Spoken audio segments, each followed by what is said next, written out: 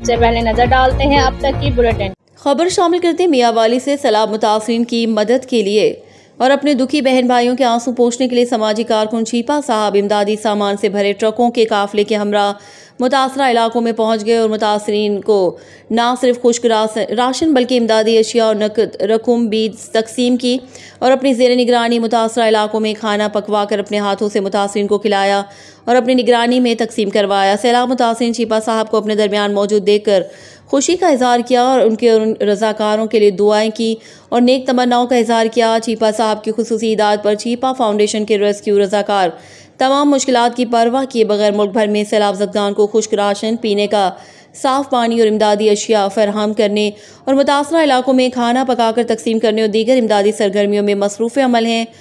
खाला, अब 10 रुपए में सबसे ज्यादा पाउडर जो बनाए झाग ज्यादा और निकाले दाग ज्यादा। आज तो बड़े चमक रहे हो। वाह क्या बात है। बोनस की